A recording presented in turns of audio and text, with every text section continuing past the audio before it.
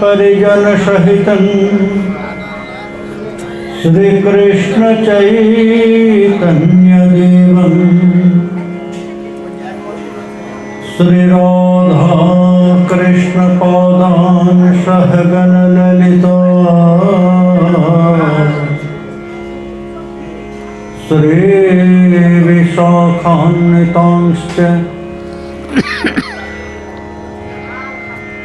आजानु करावलम्बितभुजौ कनकावदातु संकीर्तनैकपितरो कमलायताक्षो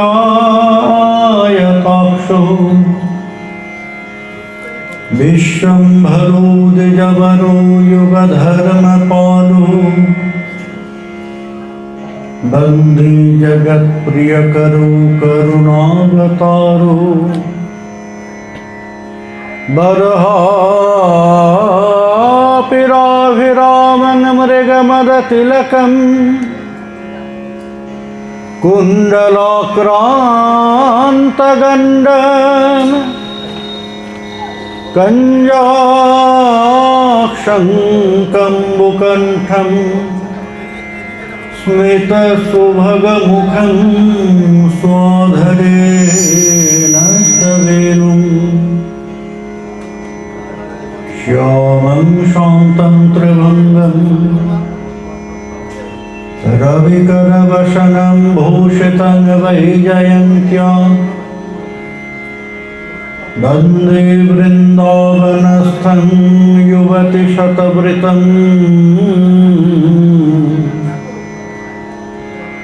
ब्रह्मगोपालवेषं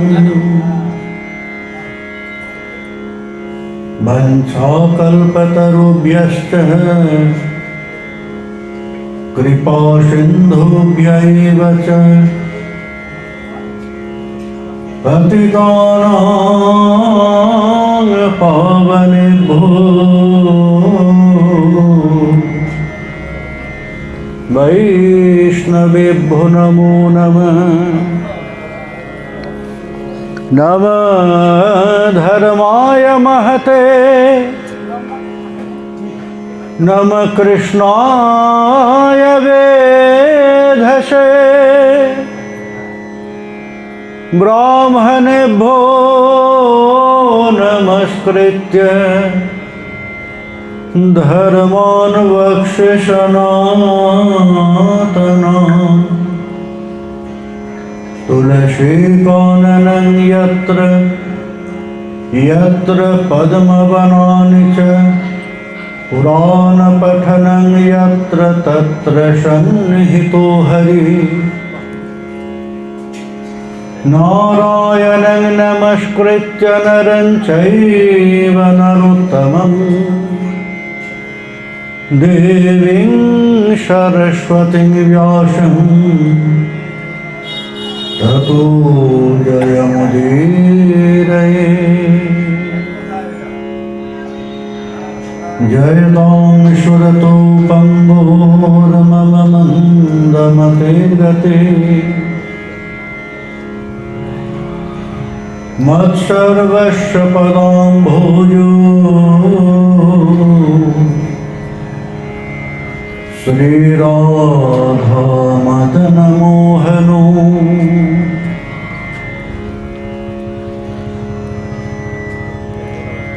यं प्रव्रजन्तमनुपेतमपेतकृत्यं दैपायन विरह कातर आजुहाव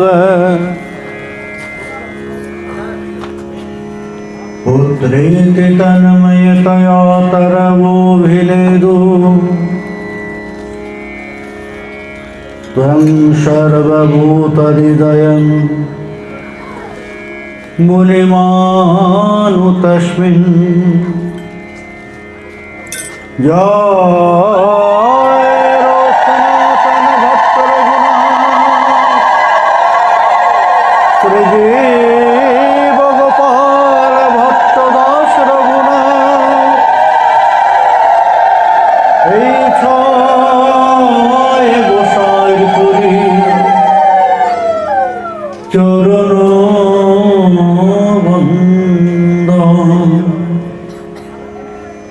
जहाँ हृत विघ्नुना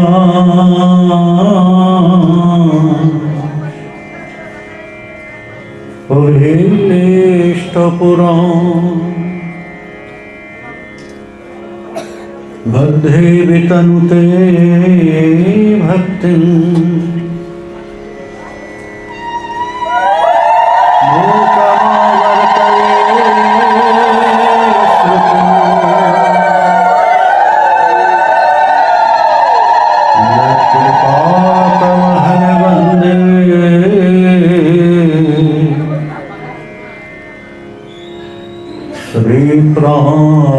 गोपालकं प्रभुं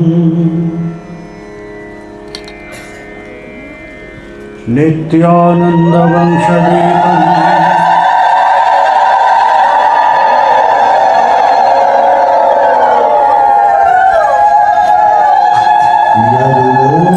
यदुगोपालनन्दनं गौरप्रेमप्रचारकम्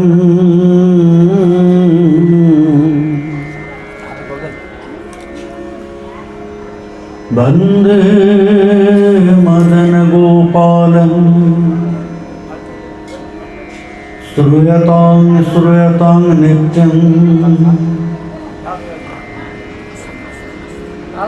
गीयतां मुदा चिन्ततां भक्त्या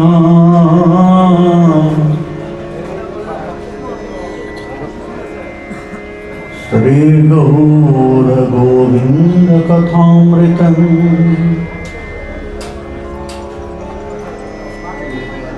मधुरं मधुरमेतन्मङ्गलं मङ्गलानां सकलनिगमवल्लिषत्फलं चेदस्वरूपम् शक्रेदपि परिगीतं श्रद्धया हेलया वा भृगुवरनरमात्रं तारये कृष्णनाम हे भृगुवर कृष्णनाम नरमात्रं तारेत हे भृगुवर कृष्ण नाम नरमात्रं तारे हे भृगुवर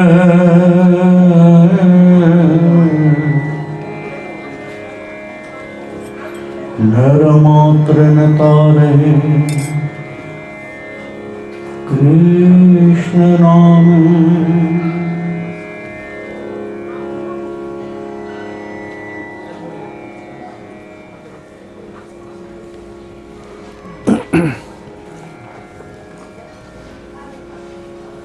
विषय विषमगते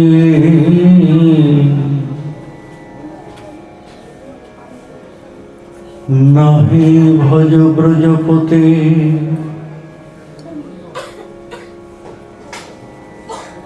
नंदेर नंदनो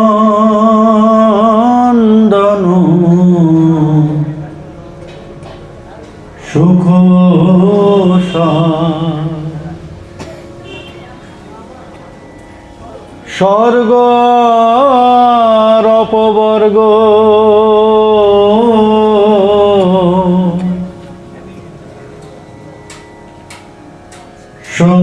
संसार नरक भोग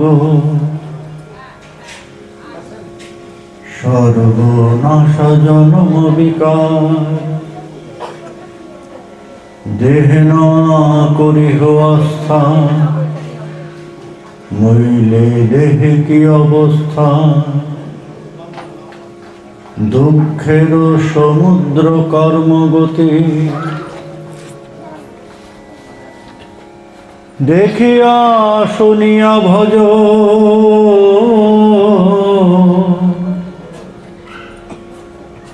साधु शास्त्र मत जज जुगल चरण करते परम कृपा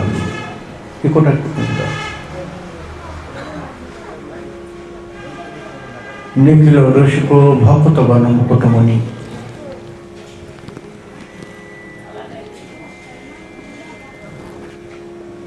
श्री गौर नित्यानंद कृपाभिषिंचित শ্রীল নরোত্তম দাস ঠাকুর মহাশয়, কলিহত জীব অর্থাৎ আমাদের সার্বিক মঙ্গল বিধান ও প্রয়াসে উপদেশ করলেন শ্রী শ্রী প্রেমভক্তি চন্দ্রিকা।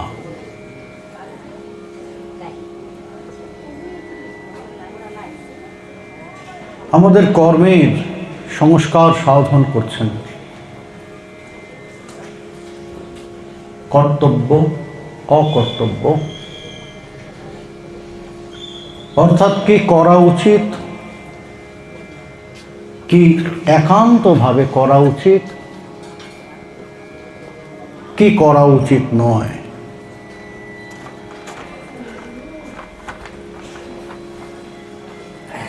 কারণ কিছু কর্ম আমাদের কর্তব্যের মধ্যে পড়ে,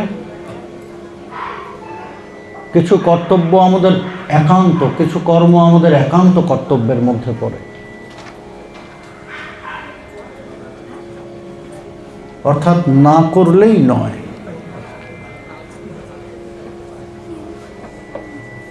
তা সেইগুলো পরিষ্কারভাবে পুঙ্খানুপুঙ্খভাবে ঠাকুর মহাশয় আমাদের দৃষ্টান্ত মুখে তুলে ধরছেন যে এগুলো কর্তব্য, এগুলো একান্ত কর্তব্য, আর এগুলো অকর্তব্য অর্থাৎ করা উচিত নয়।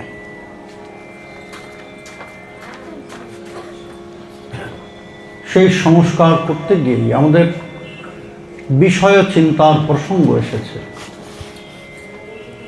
বিষয় চিন্তা আমরা সকলেই করি না? কারণ সংসারী জীব, আমাদের বিষয় চিন্তা তো থাকবেই। সংসারে থেকে যদি বিষয় চিন্তা না থাকে সেটা আবার অপরাধ হয়ে যায়। সংসারে থাকলে সংসারীর মতো থাকতে হবে, সন্ন্যাসী হলে সন্ন্যাসীর মতো থাকতে হবে। আমি সন্ন্যাসী হয়ে গৃহস্থের মতো ভোগবিলাসে থাকব, আর গৃহস্থ হয়ে সন্ন্যাসীর মতো ত্যাগের জীবন যাপন করব, তা বললে তো চলবে না।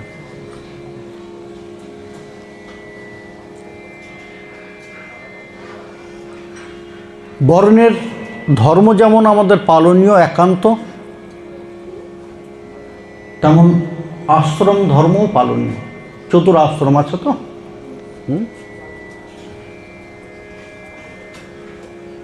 ব্রহ্মচর্য, গার্হস্থ, বানপ্রস্থ, সন্ন্যাস, চতুরাশ্রম। তা প্রথমে বিদ্যার্জনের সময় ব্রহ্মচর্য,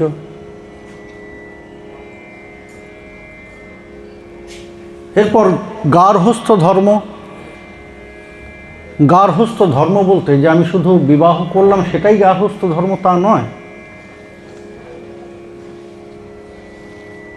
গৃহস্থের কর্তব্যের মধ্যে আমি নিজেকে লিপ্ত করলাম, এটাই গার্হস্থ ধর্ম। এরপর বানপ্রস্থ, গৃহস্থ ধর্ম আমি সুন্দরভাবে নির্বাহ করে আমার উত্তরসূরি অর্থাৎ নেক্সট জেনারেশন প্রস্তুত হয়েছে। যে সংসারের দায়িত্ব আমি এতদিন পালন করেছি সেই সংসারকে বহন করার মতো আরেকজন এসেছে, এবার আমি আস্তে আস্তে নিজেকে সরিয়ে নিচ্ছি। এটা বানপ্রস্থ। যখন নিশ্চিন্ত হলাম যে হ্যাঁ এ পরিপূর্ণভাবে ধরতে পেরেছে, এরপর সম্পূর্ণ বিতরাগ, সন্ন্যাস। সন্ন্যাস বলতে সন্ন্যাসের ভাব নিয়ে ত্যাগোন্মুখ হয়ে অর্থাৎ নির্লিপ্ত জীবনযাপন। সন্ন্যাস অর্থাৎ আমি ওই গেরুয়া ধারণ করে বনে চলে গেলাম সেটা নয়, কারণ সেই সন্ন্যাস কলিতে আবার নিষিদ্ধ। সেই সন্ন্যাস কলিতে নিষিদ্ধ।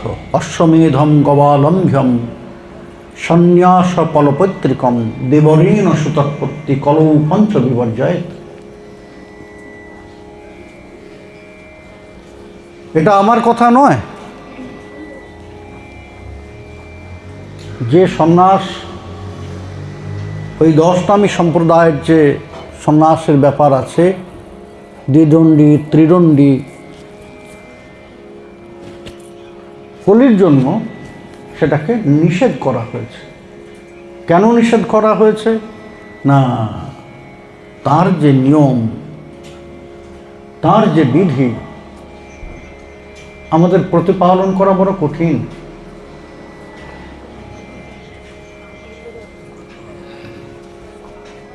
ভীষণ কঠিন। অন্যান্য সব কিছু বাদই দিলাম, যে অষ্টমৈথুন থেকে নিজেদের ওই সন্ন্যাসীকে বিরত থাকতে বলা হয়েছে, সেই অষ্টমৈথুন থেকেই বিরত থাকতে পারবেন না তারা। কারণ সেখানে প্রত্যক্ষ রূপে বলা হয়েছে যে প্রত্যক্ষ বা পরোক্ষ ওই প্রকৃতির সঙ্গ চলবে না। গুহ্য ভাষণ, বিনিময়,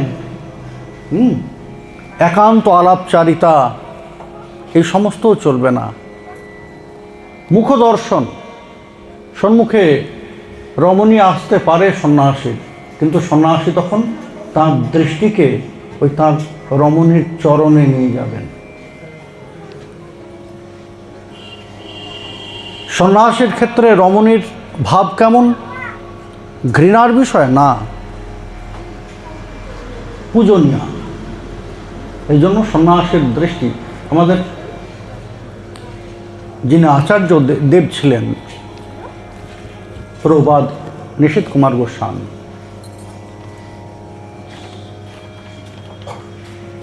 তিনি ওই বিবাহাদি করেননি। আমৃত্যু ব্রহ্মচর্যাশ্রম পালন করেছে, ব্রহ্মচর্য ব্রত পালন করেছেন, এবং কঠোর নিয়মের মধ্যে। তা আমাদের পাঠদান করতে, শিক্ষাদান করতে আমাদের গৃহে যখন আসতেন, তখন আমাদের গৃহবধূরা হয়তো তাকে প্রসাদ দেওয়ার জন্য, তাকে একটু জল দেওয়ার জন্য এলেন। জেঠু বলতাম আচার্যদেবকে আমরা, তিনি কখনো মুখের দিকে তাকিয়ে কথা বলতেন না, মাথা নিচু করে তাদের পায়ের দিকে তাকিয়ে কথা বলতেন।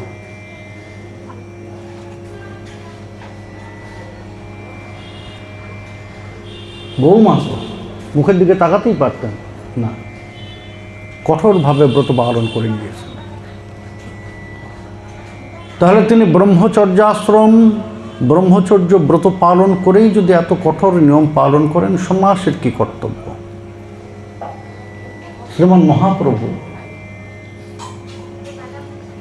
তার জীবনে কিছু শিক্ষা দিয়ে গিয়েছেন, তার আচরণের মাধ্যমে, তার অন্তরঙ্গ পার্শ্বদের সাথে। শ্রীকৃষ্ণ চৈতন্য প্রভু নিজে তো সন্ন্যাস গ্রহণ করেছেন, কিন্তু কখনো কাউকে সন্ন্যাসের উপদেশ করেননি। কোথাও দেখেছেন কোনো গ্রন্থে যে মহাপ্রভু কাউকে সন্ন্যাসের উপদেশ করছেন?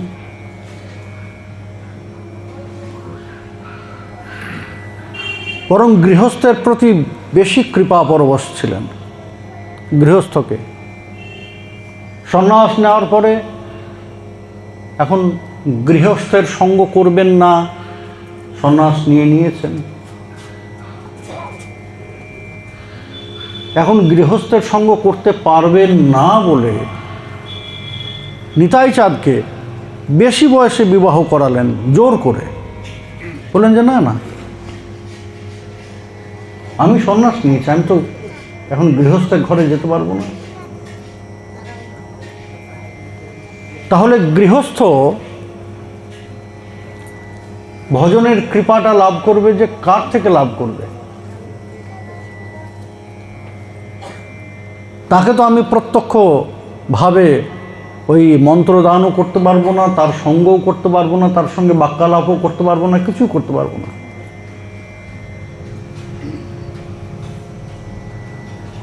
সুতরাং তোমাকে বিবাহ করতে হবে।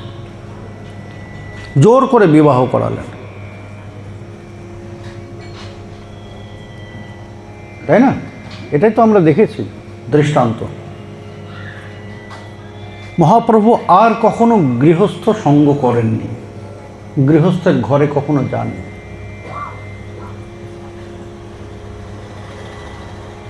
ভ্রমণ করেছেন, বৃক্ষতলে অবস্থান করেছেন, গৃহস্থের আমন্ত্রণ স্বীকার করলেও তার গৃহে অবস্থান না করে দূরে অবস্থান করেছেন। হ্যাঁ, কিন্তু গৃহস্থের ঘরে গিয়ে বিলাস ব্যাসন করেননি।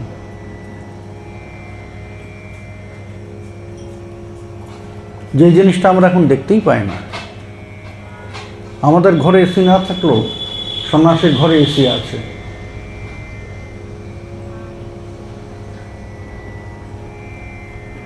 কেমনভাবে নিয়ম পালন, কি কি নিয়ম?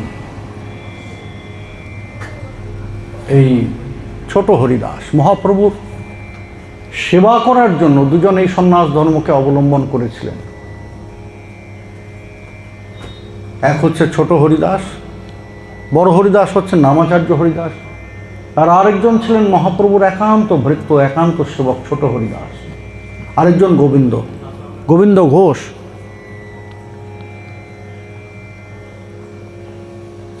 তাই ছোট হরিদাস, গোবিন্দ ঘোষ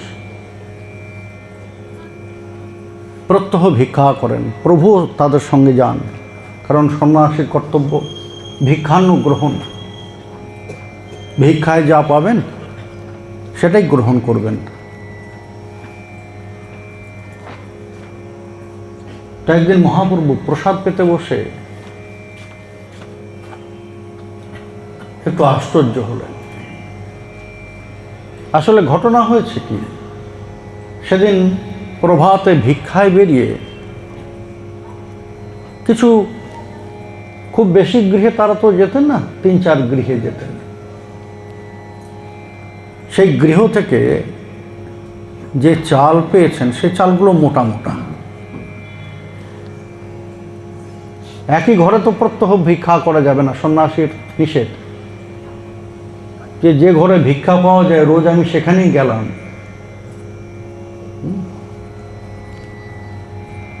এটা সন্ন্যাসীর জন্য বর্জনীয়।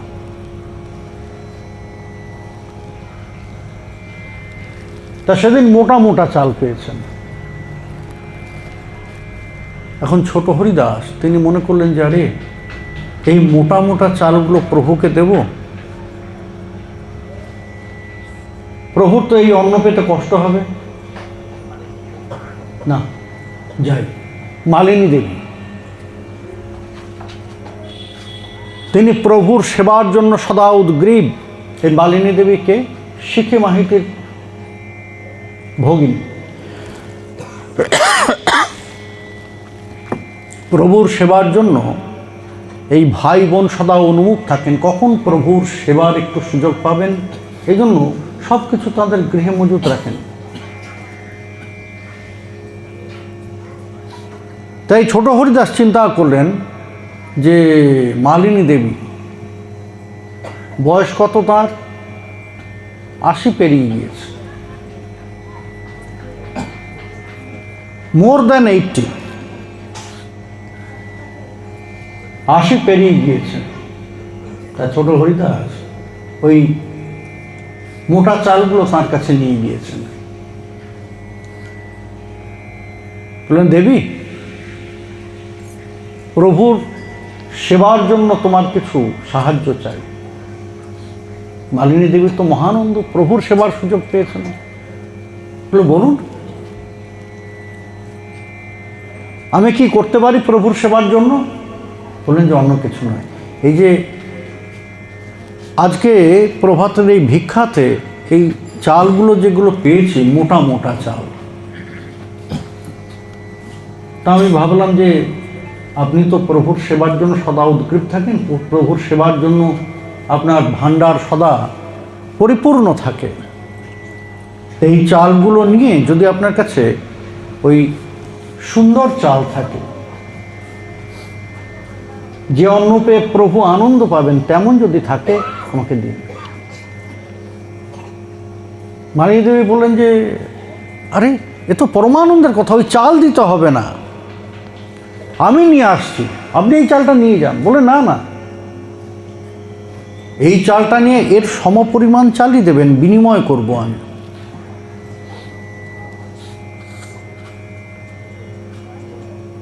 তা মালিনী দেবী সন্ন্যাসের ধর্মকে ভঙ্গ করতে চাইলেন না, মনে করলেন যে না না, উনি যখন চাইছেন না, বেশ বিনিময় করি। যতটুকু চাল নিলেন, মেপে ততটুকু শালি অন্ন, খুব ভালো ভালো,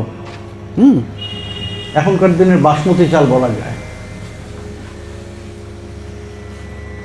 সেই ছোট হরিদাসকে দিলেন। ছোট হরিদাস সেই অন্ন নিয়ে এসে রন্ধন করে ভোগ দিয়ে এবার প্রভু যখন প্রসাদ পেতে বসেছেন, প্রভুকে নিবেদন করেছেন। এই জন্য প্রভু আশ্চর্য হয়ে গিয়েছেন, যারে অন্নটা হাতে নিয়ে দেখছেন, মনে করছেন যে সকালে ভিক্ষায় কি এই চাল পেয়েছিলাম আমরা হরিদাস? সকালে যে ভিক্ষার তণ্ডুল ছিল সেগুলো তো শালি অন্ন ছিল না।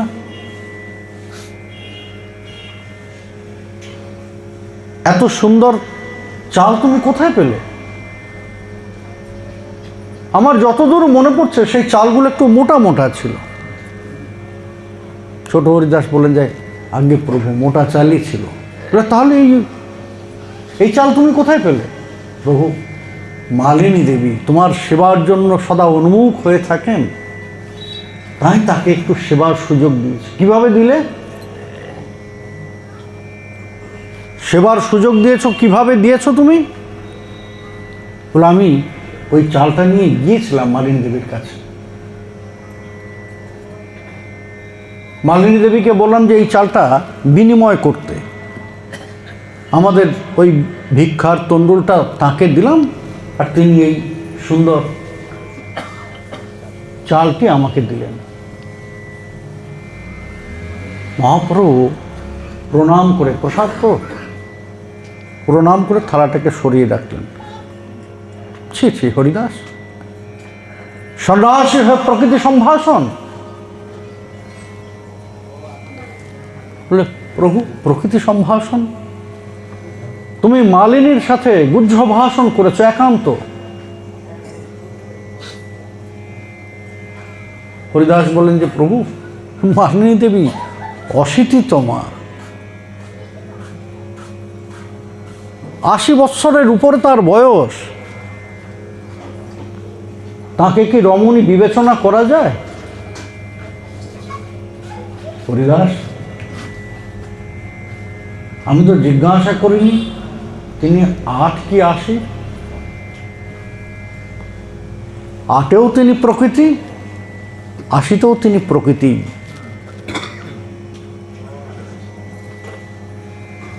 আর তো তোমার সঙ্গ করা যায় না।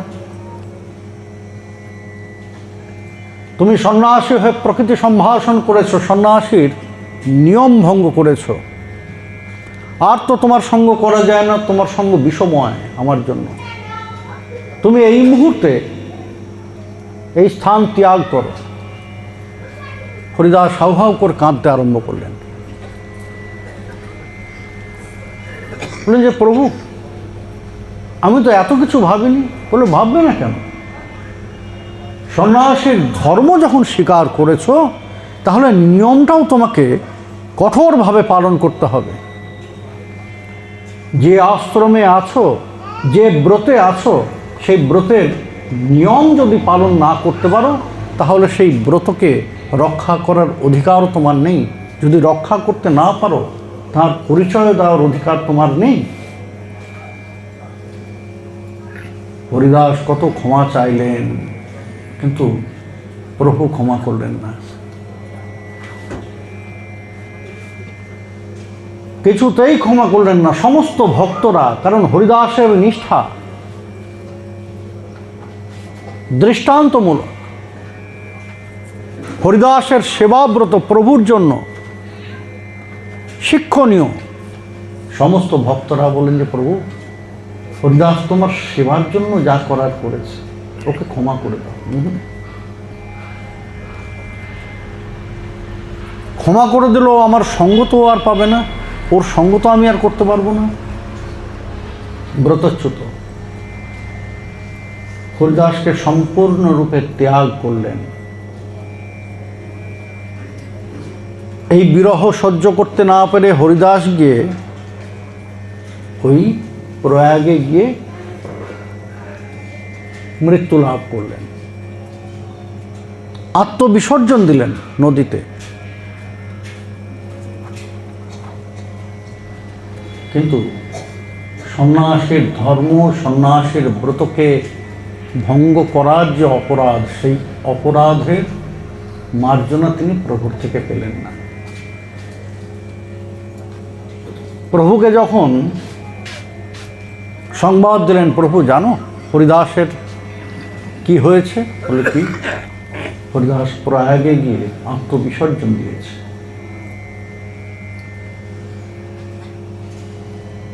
প্রভু মনে কষ্ট পেলেন, কিন্তু সেই কষ্টের কথা, সেই ব্যথার কথা কাউকে বুঝতে দিলেন না। বললেন যে স্বকর্ম ফল ভোগ প্রমাণ, সে তার নিজের কর্মের ফল ভোগ করেছে। অপরাধ কি ছিল? সন্ন্যাসী হয়ে প্রকৃতি সম্ভাষণ করেছে, অষ্টমৈথুনের মধ্যে একটা। গোবিন্দ ঘোষ সন্ন্যাসীর আরেক ব্রতধারী, মহাপ্রভুর সেবার জন্য। কারণ গৃহস্থের সেবা নেবেন না,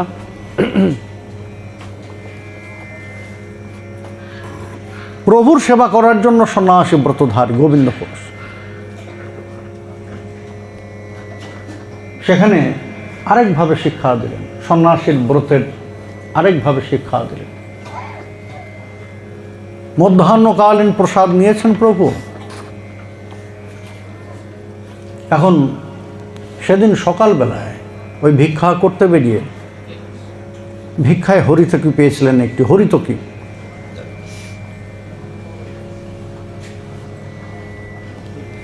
তা মধ্যাহ্ন প্রসাদ নিয়ে প্রভু জিজ্ঞাসা করছেন, গোবিন্দ মুখশুদ্ধি আছে কিছু?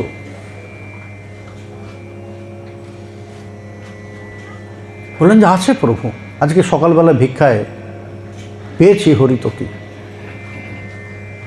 তাও তো। গোবিন্দ চিন্তা করলেন আরেক কথা, বলেন যে প্রভু মধ্যাহ্নে মুখশুদ্ধি চাইছেন, যদি রাতে আবার চান তখন আমি কোথা থেকে নিয়ে আসবো? করলেন কি, সেই হরিতকিটাকে ভেঙে অর্ধেক করলেন, অর্ধেকটা প্রভুকে দিলেন, অর্ধেকটা রেখে দিলেন। এখন শিক্ষাও তো দিতে হবে জগৎকে। রাত্রিকালীন প্রসাদ নিলেন প্রভু, প্রসাদ নিয়ে আবার জিজ্ঞাসা করেছেন, গোবিন্দ মুখশুদ্ধি আছে? আবার হাত বাড়িয়েছেন, বলে আছে প্রভু। গোবিন্দ ছুটে গিয়ে ওই অর্ধেক হরিতকি যেটা রেখে দিয়েছেন সেটা এসে প্রভুর হাতে দিলেন। প্রভু মুখে দিতে যাবেন, তারপরে গোবিন্দ এত দ্রুত তুমি কোন ঘর থেকে নিয়ে এলে হরিতকি?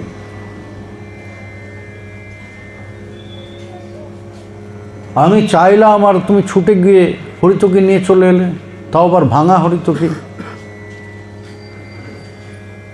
বলে না প্রভু, কোনো গৃহে যায়নি, কারো কাছে চাইনি, তবে ওই যে সকালে ভিক্ষায় পেয়েছিলাম একটা হরিতকি, তা দুপুরে যখন চাইলে তুমি,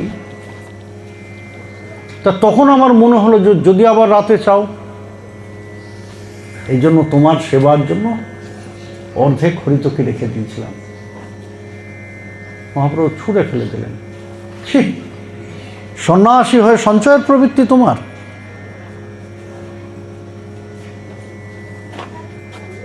তুমি জানো না সন্ন্যাসীর সঞ্চয় করতে নেই? অর্ধেক হরিতকি। কি সঞ্চয় করেছেন? অর্ধেক হরিতকি। কতদিন? এক বেলা। মহাপ্রভু ত্যাগ করলেন গোবিন্দকে, বললেন যে না না, তোমার সঙ্গে থাকলে তোমার এই সব গুণগুলো আমার মধ্যে আসবে। সম্পূর্ণ ত্যাগ করলেন, দরকার নেই আমার কোনো সেবকের। তাহলে সন্ন্যাসীর এই হচ্ছে বিধি নিষেধ। কেন কলিতে নিষিদ্ধ? এইগুলো বর্তমান সন্ন্যাসীদের মধ্যে আমরা দেখতে পাই।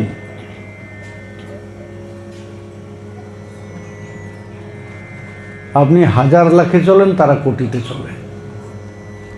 অপরাধ বললে আমাকে তাড়া করবে এখন।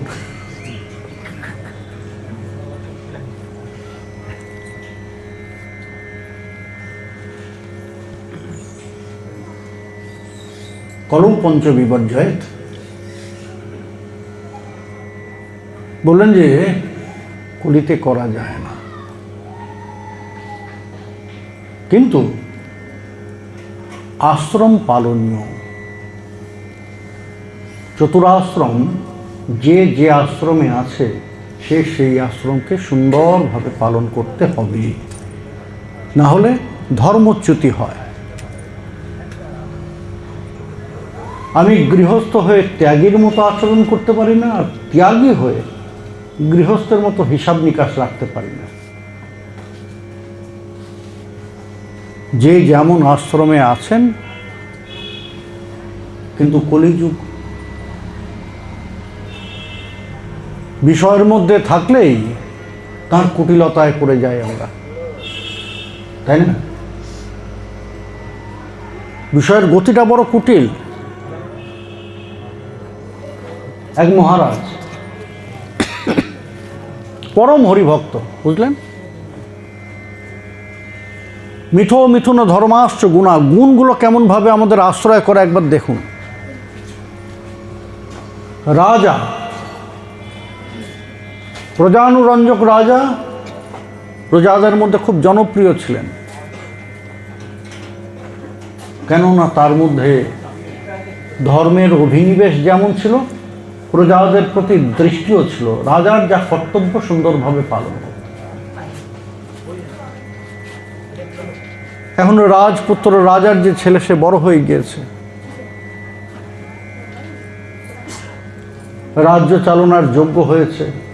রাজা তাকে সিংহাসনে বসিয়ে এবার চিন্তা করলেন যে না, আমার কর্তব্যকে আমি শেষ করেছি, প্রজাদের প্রতি আমার যে দায়িত্ব ছিল তা সমাধা করেছি, এখন আমার জীবনটা আমার প্রভুর জন্য। হরিভক্ত ছিলেন তো, আমার প্রভুর জন্য। আর আমি এই রাজসিক তামসিক বিষয়ের মধ্যে থাকব না। এই প্রাসাদে থাকলেই এই রাজসিক বিষয়, তামসিক বিষয় আমাকে জড়িয়ে রাখবে। এর থেকে কখনো আমি মুক্ত হতে পারবো না। যতই মনে করি না কেন যে এর মধ্যে জড়াবো না, কিন্তু কোনো না কোনোভাবে জড়িয়ে যাব। দরকার নেই, আমি প্রাসাদেই থাকবো না।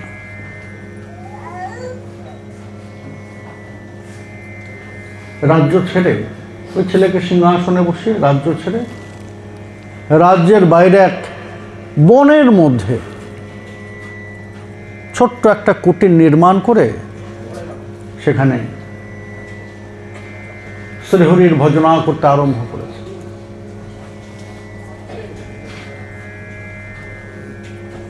আর বনে ঘুরে ঘুরে নাম করেন, কখনো স্মরণে থাকেন। একদিন হলো কি, বনের মধ্যে ঘুরতে ঘুরতে ঘুরতে ঘুরতে এক অপূর্ব নারায়ণ বিগ্রহ লাভ করলেন। ওই বনের মধ্যে কেউ এক গাছের নিচে বসিয়ে দিয়ে গিয়েছে। বলে আরে, এত সুন্দর বিগ্রহ এই বনের মধ্যে কে বসিয়ে দিয়ে গিয়েছে?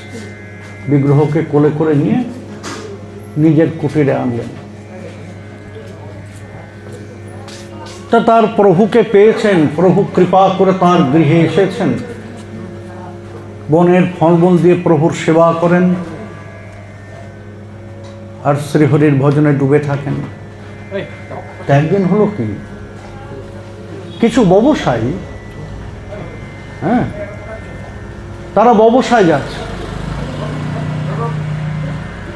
তারা ব্যবসা করতে যাচ্ছে, বিক্রয় বাণিজ্য। তা যাওয়ার পথে দেখে ওই, তখন তো মহারাজ অনেকদিন ধরে বনে আছেন, এরকম বড় বড় দাড়ি হয়ে গিয়েছে, তিনি যে রাজা আর বোঝা যায় না, গাছের ছাল পরিহিত। দেখছেন যে কুটিরের সামনে বসে আছেন, আর কুটিরের দরজা দিয়ে সেই নারায়ণ বিগ্রহ দেখা যাচ্ছে। তা ব্যবসায়ী তো ধর্মভীরু হয়, তাদের ব্যবসার কারণেই ধর্মভীরু হয়।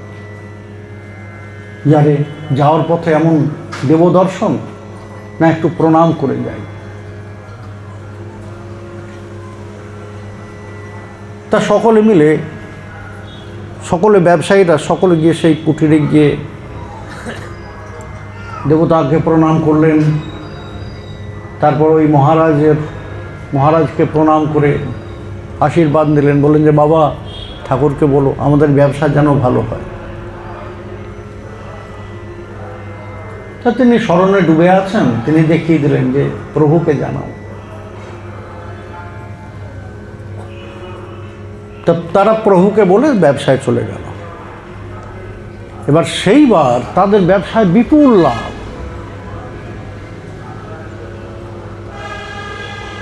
তাদের ব্যবসায় বিপুল লাভ। আরে এমন লাভ আমরা তো ভাবিনি যে ব্যবসা এমন লাভ হবে। ফেরার পথে তারা ওই অনেক উপঢৌকন নিয়ে এসেছে, ওই পথ দিয়েই ফিরবে গৃহে। সেই বিগ্রহের সম্মুখে সেই উপঢৌকনগুলো দিয়েছে। সেই সাধুর সামনে কিছু উপঢৌকন দিয়েছে, বললেন যে আমি কিছু নেব না, ওই ঠাকুরকে দাও। তো এরপর থেকে তারা যখনই যায় ওই নারায়ণকে প্রণাম করে যায়, আর প্রচুর লাভ হয়। তাদের বিশ্বাস হয়ে গিয়েছে এই সাধুর আশীর্বাদে, এই শ্রীহরির আশীর্বাদে তাদের সব ব্যবসা হচ্ছে। এখন তাদের মুখে মুখে চতুর্দিকে চাউর হয়ে গিয়েছে ব্যাপারটা, যে সাধু বড় ক্ষমতা আছে, এর সাধনার বল আছে, আর ওই বিগ্রহ বড় জাগ্রত। নিশ্চিন্তে হরিভজনা করতে এলেন বনের মধ্যে, এই শয়ে শয়ে লোক আসতে আরম্ভ করলো তার আশীর্বাদ নিতে, ওই বিগ্রহের দর্শন করতে। এখন তিনি ভজনা করবেন না আশীর্বাদ দেবেন? বাবা আশীর্বাদ করো, প্রণাম করছেন। প্রথমে 10 জন 20 জন, তারপর 100 200, এরপর হাজার হাজার লোক। আর সেই ব্যবসায়ীরা তো আছেই, তারা বলে যে না বাবা, ঠাকুর আমাদের এত দিয়েছে, ঠাকুরকে তো এই কুড়ে ঘরে থাকতে দেবো না, আর তোমাকেও রাখবো না, তোমার আশীর্বাদে আমাদের সব হয়েছে, ঠাকুরের আশীর্বাদে সব হয়েছে, সুতরাং আমাদেরও তো ইচ্ছা করে ঠাকুরের সেবা করার, তুমি আমাদের না করতে পারবে না। বলে বেশ, তোমাদের যা ইচ্ছা হয় কর। সেই বনের মাঝখানে বন জঙ্গল পরিষ্কার করে বিশাল এক মন্দির নির্মাণ করেছে, ওই সাধুর জন্য এক প্রাসাদ তৈরি করেছে।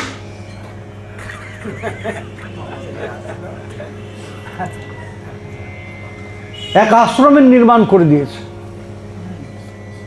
এবার সাধুর অনুসারী হতে আরম্ভ করলো, সেখানে আশ্রম তৈরি হলো।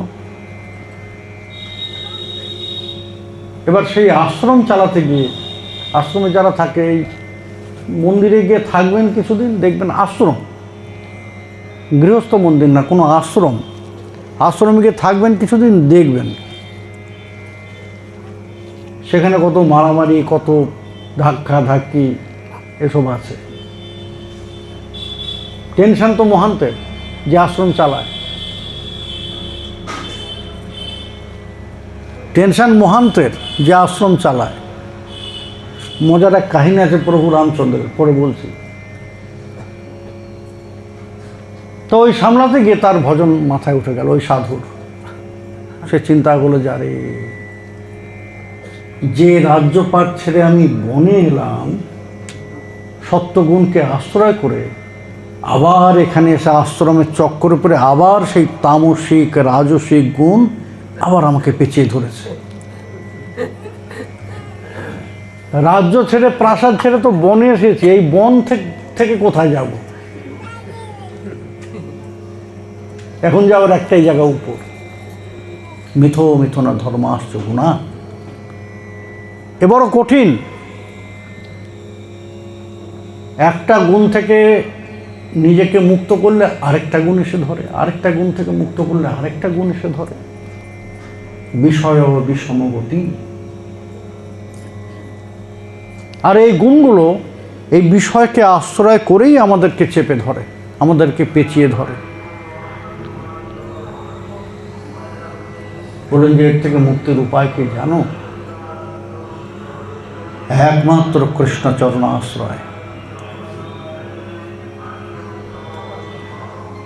যদ্যপি আমরা ত্রিগুণাতীত, কিন্তু তারপরও নিজেদের ত্রিগুণাত্মক মনে করি কেন? কেন? মায়ার প্রভাবে। জয়া সম্মোহিত জীব আত্মানং ত্রিগুণাত্মকম পরোপি মনুতে নার্থং তৎকৃতং চা বিপদ্যতে। যার দ্বারা সম্মোহিত হয়ে আমরা ত্রিগুণাতীত হয়েও নিজেদের ত্রিগুণাত্মক মনে করি, বলে যে সেই মায়া যার নিয়ন্ত্রণে, সেই তাকে আশ্রয় করাটাই একমাত্র বুদ্ধিমানের কাজ। নাহি ভজ ব্রজপতি। সুখ চাও, আনন্দ চাও, অথচ সুখের যিনি উৎস, সুখের যিনি সার, সেই নন্দনন্দন যশোদানন্দন, তার ভজনা করো না, তাকে চেনো না, তাকে জানো না, এ কেমন কথা? তাহলে কোন সুখ চাও, কোন আনন্দ চাও?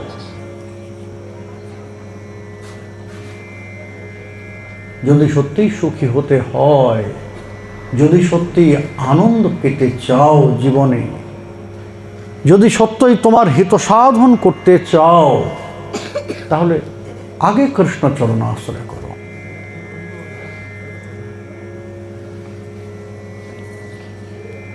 আগে সেই সুখের যিনি উৎস, যিনি আনন্দ চিন্ময় রস প্রতিভাবিত, সেই নন্দনন্দনকে আশ্রয় করো, যশোদানন্দনকে আশ্রয় করো। তাহলেই তোমার ওই প্রকৃত সুখ, প্রকৃত আনন্দ এবং শান্তিকে খুঁজে পাবে। আমরা সুখ পাই, সুখ পেতে পারি,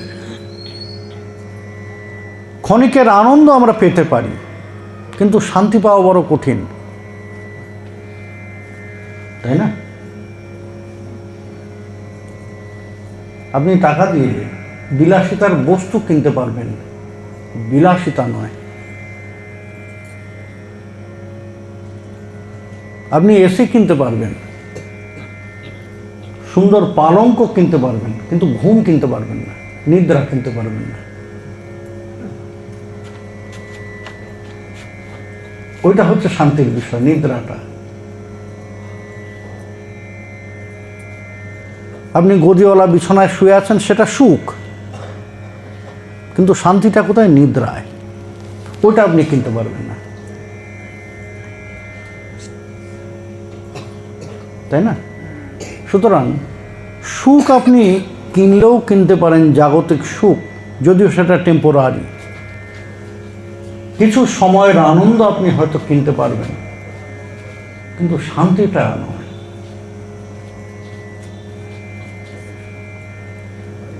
সেটা কোথায় পাওয়া যাবে? সেই সুখের উৎস কি, সেই আনন্দের উৎস কি? বললেন যে সেটাই হচ্ছে কৃষ্ণ।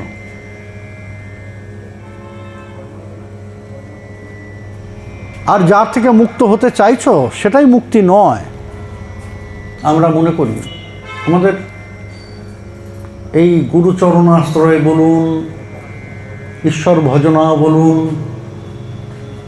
সব কিছুর ওই সাধারণ কারণ কি না সংসার থেকে মুক্তি পেতে চাই, সংসার থেকে মুক্তি পেতে চাই। যদিও নিজে জড়িয়ে আছি, আমি জড়িয়ে আছি। ঠাকুর আমাকে মুক্ত করো, কিসের থেকে মুক্ত করবে? আমি তো নিজেকে নিজে বেঁধে রেখে দিয়েছি, আমাকে কেউ বেঁধে রাখেনি, আমি নিজেই নিজেকে বেঁধে রেখে দিয়েছি। কিন্তু প্রার্থনা করার সময় সকলেই বলে, ঠাকুর আমাকে মুক্ত করো, আমাকে ভালো রেখো।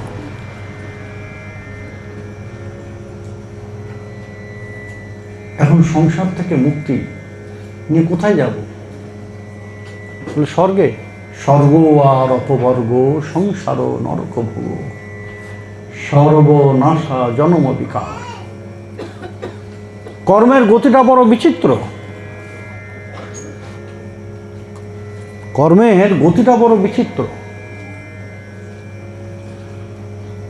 তাই না? এখন সেই কর্মের গতিতে কে কোথায় যাব কে বলতে পারে? তার থেকে মুক্ত হওয়ার তো একটাই উপায়, ভগবান। যদি আমাদের মনটা সেদিকে ঠিক থাকে তাহলে যে কোনো কর্মের থেকেই নিজেকে মুক্ত করে রাখা যায়, কর্মের ফল থেকে নিজেকে মুক্ত করে রাখা যায়। স্বর্গের জন্য কামনা করার প্রয়োজন নেই। যদি কৃষ্ণচরণে মতি থাকে তার থেকে অনেক শ্রেষ্ঠ আনন্দ আমাদের জন্য নির্ধারিত হয়ে আছে। যদি কৃষ্ণকে সদা সর্বদা মনে রাখি, শ্রেষ্ঠ আনন্দ আমাদের জন্য তিনি নির্ধারণ করে রেখে দিয়েছেন। যদি তাকে না ভুলি, আমরা তো ইচ্ছা করে তাকে ভুলে যাই, আমরা তাকে ভুলে যাই তো আমাদের দুর্গতি আটকাবে কে, তাই না? এখন সেখানে তো বলেছেন, ভগবান তো নিজেই বলেছেন, আব্রহ্ম ভবনা লোকা পুনরাবর্তিন অর্জুন মাম উপেত্য তু কন্তে পুনর্জন্ম ন বিদ্যতে।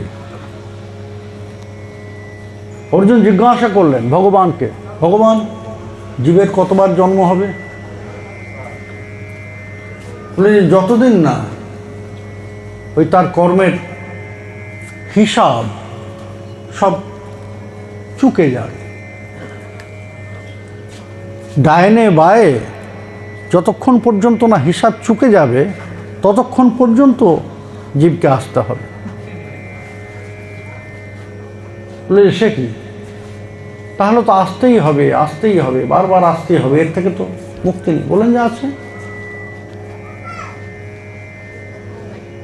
আছে, অবশ্যই আছে, কে বললো নেই? বলে কীভাবে? এই যে তুমি বললে কর্মের হিসাব, কর্মের হিসাব কখনো মানুষ কখনো নির্লিপ্ত হয়ে বসে থাকতে পারে না। আমরা তিনভাবে কাজ করি। আমাদের কর্মের যে ফল আমরা পাই তিনভাবে পাই, কায়িক, বাচিক, মানসিক, তাই না? তাহলে আমরা নির্লিপ্ত হয়ে তো বসে নেই, কিছু না কিছু করছি,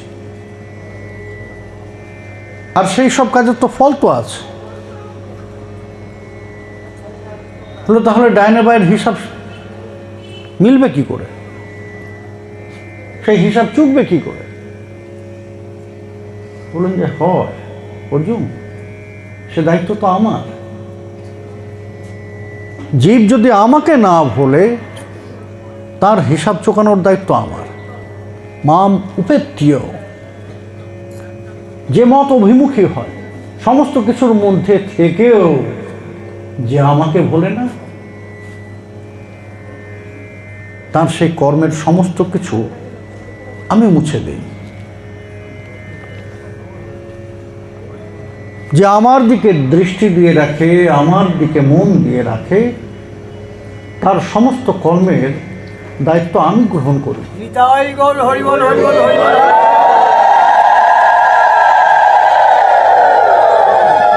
আমরা সব জানি। এই যে এখন শুনলাম, এটা প্রথম শুনলাম না, আগেও বহুবার শুনেছি, তাই না? কিন্তু ভুলে যাই। স্বভাব দোষ। এক কৃষ্ণ নামে যত পাপ হরে, জীবের সাধ্য নাই তত পাপ করে। জানি, বারবার শুনি, কিন্তু তারপরও নামের আশ্রয় করি না। তারপরেও একটু নাম করতে আমাদের আলস্য চলে আসে। সব কিছু জানার পরেও, বোঝার পরেও, শোনার পরেও ওই একটু নাম করতে আমাদের আলস্য চলে আসে।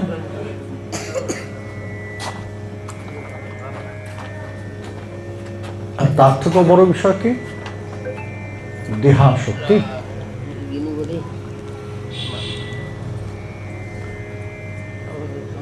আমরা নিজেদের নিয়ে বড় ব্যস্ত। ঠাকুর মহাশয় আমাদের বললেন যে শোনো, তোমাদের মূল সমস্যা কি জানো? নিজেদের নিয়ে বড় ব্যস্ত হয়ে পড়েছে।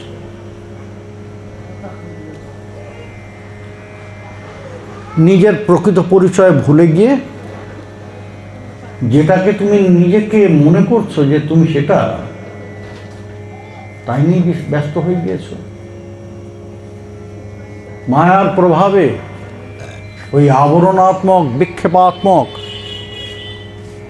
এই প্রভাবে সব কিছু হারিয়ে ফেলেছ। তোমার পরিচয় তুমি অনুচিত, অনুসচ্চিদানন্দ স্বরূপ তুমি।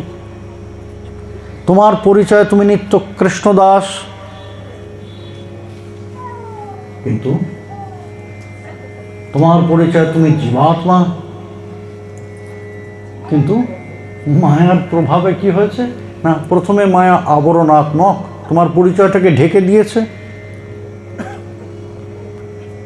আর যেই ঢেকে দিয়েছে তার কিছু সময় পরেই, কিছু কাল মনে থাকে। যেমন শিশু জন্মানোর পরেও তার স্মরণ থাকে সে কি, তার প্রকৃত পরিচয় কি। তার মধ্যে তখনও এত বুদ্ধি আসে না যে কে মা, কে বাবা, কে ভাই, কে বোন, এত বুদ্ধি আসে না। আমরা তো এই 3-4 মাসের বাচ্চাগুলোকে নিয়ে বড় আনন্দ করি, দেখো আমাকে চেনে, বাবা আমাকে চেনে। কিন্তু মেডিকেল সায়েন্স বলে, এটা যে কোনো শিশু বিশেষজ্ঞ তাদের জিজ্ঞাসা করবেন, 3 মাস পর্যন্ত তারা পরিষ্কার দেখেই না কিছু। যা কিছু দেখে সব ঘোলা দেখে। যা কিছু দেখে, এই যে আমাকে চেনে, বাবা গর্ব করে বলছে আমাকে চেনে, বাবাকে ভালো করে দেখতেই পায় না সে। মাকে ভালো করে দেখতেই পায় না। সে চেনে কিভাবে? মাকে চেনে তার খাদ্যের মাধ্যমে, যে একজন আছে যে আমাকে সবসময় খাওয়ায়। স্পর্শের মাধ্যমে বোঝে।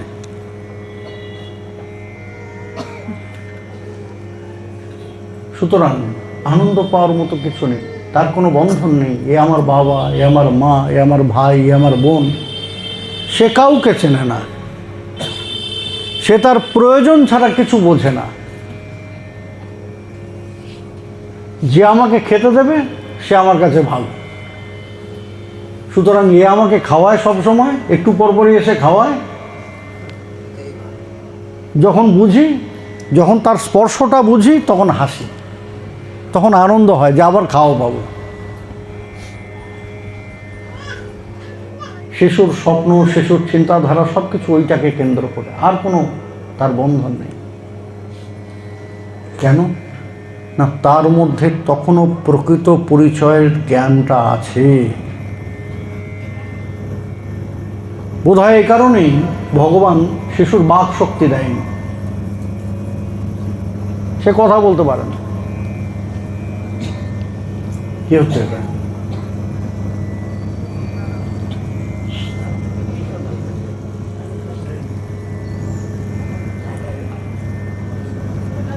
এই জন্যই বোধহয় সে কথা বলতে পারে না। কিন্তু যখন ধীরে ধীরে বড় হতে থাকে, এদিকে এদিকে এদিকে এদিকে, দস্যু পড়েনি, ডাকাত পড়েনি,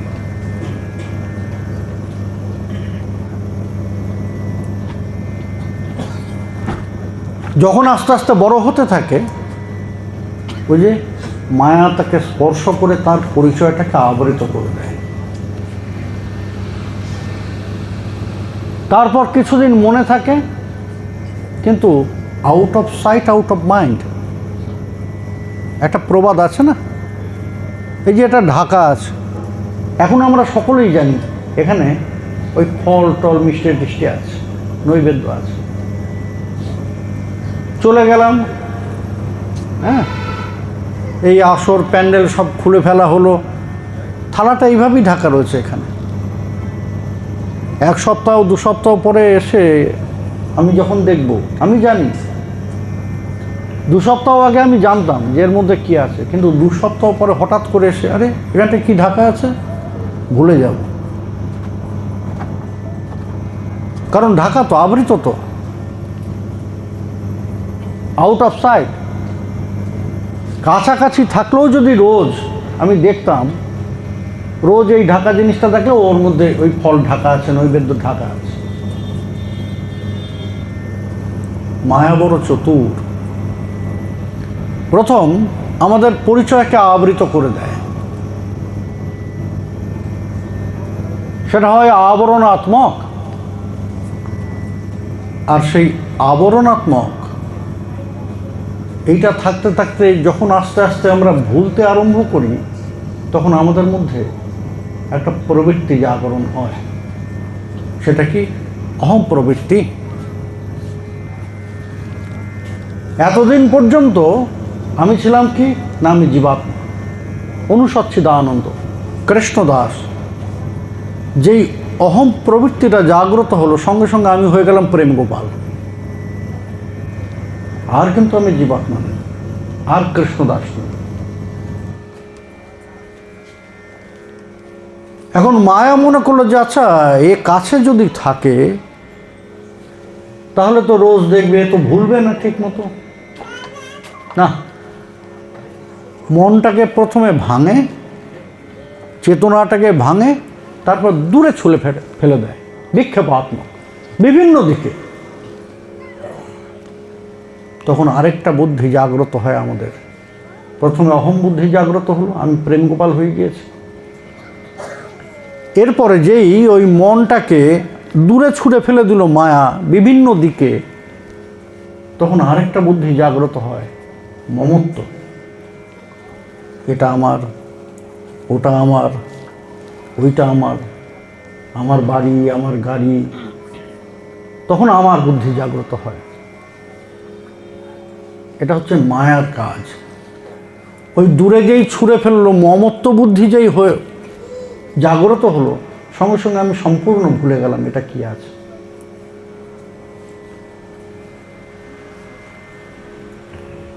তা ঠাকুর মহাশয় আমাদের সেই স্যাটার্ড মাইন্ডটাকে, যেটা ছড়িয়ে গিয়েছে বিক্ষিপ্ত,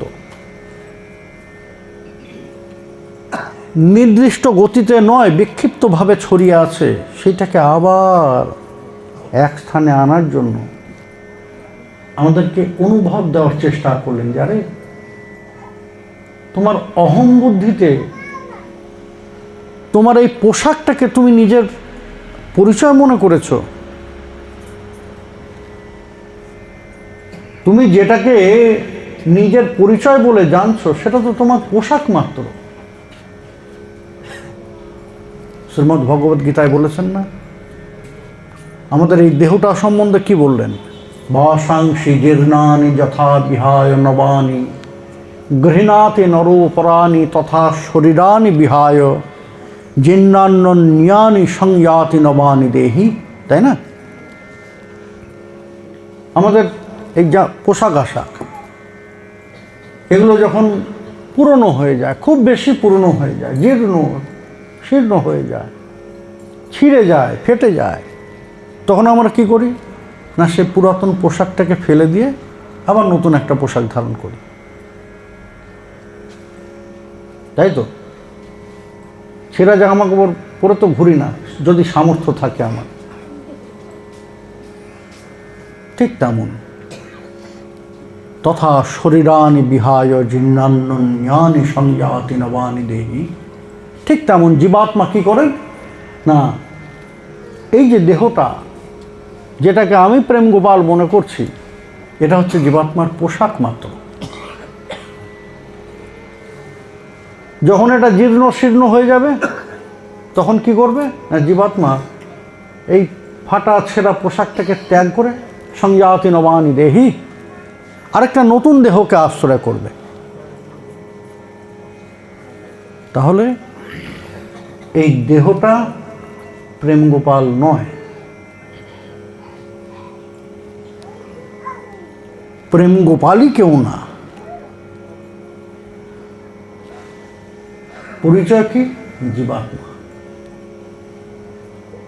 প্রেম গোপাল হচ্ছে এই দেহটা মাত্র। আমার পরিচয় কি? আমি কৃষ্ণদাস, আমি জীবাত্মা, আমি অনুসচ্চিদানন্দ,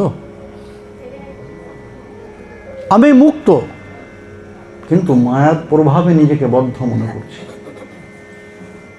তা ঠাকুর মহাশয় সেই জন্য বলেন, যারে পোশাকটাকে নিজেকে মনে করছো তুমি,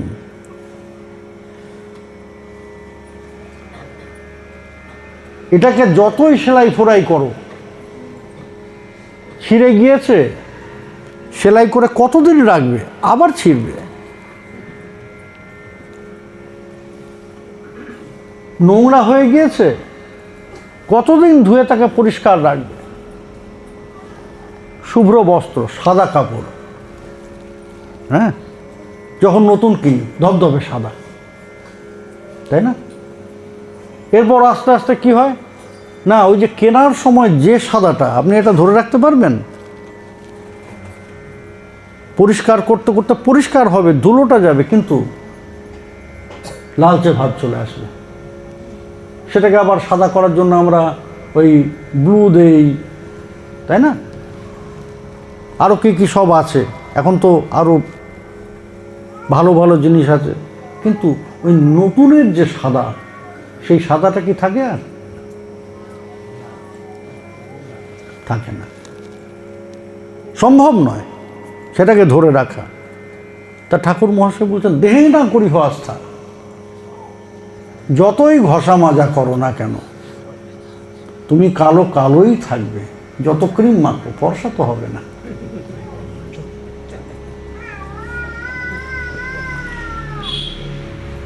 তোমার ফর্সা হওয়ার ইচ্ছাটাকে কাজে লাগিয়ে কিছু কিছু লোক তোমাকে বোকা বানিয়ে কিছু ব্যবসায় করে নেবে। এটা আমার দুর্বলতা, আরে এটা মাখো, ফর্সা হবে। আর সব থেকে বড় সেন্সিটিভ বিষয় কি জানেন? চুল। চুলের প্রতি একটা আলাদা দুর্বলতা। যাদের চুল আছে তাদের পকেটে আপনি চিরুনি পাবেন না, যাদের মাথা জোড়া টাক তাদের পকেটে চিরুনি পাবেনই পাবেন।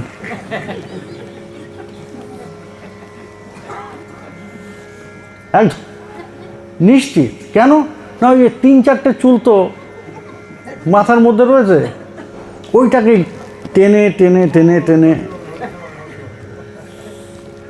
ঢাকার চেষ্টা, টেনে টেনে ঢাকার চেষ্টা, কিছুতেই আমরা ভুলতে পারি না সেই স্মৃতিটা। চুল থাকলে কত ভালো হতো, এ হতো। এই জন্য পকেটের চিরুনি নিয়ে একটু চুলটা এদিকে চলে গেলে আবার টেনে টেনে এদিকে হাত দিয়ে চেপে বসিয়ে রাখি। আমি কি বলবো, এই আমারও আগে এই পিঠের মাঝখান পর্যন্ত চুল ছিল, বুঝলেন?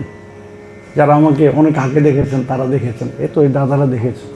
আমার লম্বা চুল দেখেছো না তোমরা? পিঠের মাঝখান পর্যন্ত চুল ছিল আমার। দেখুন এখন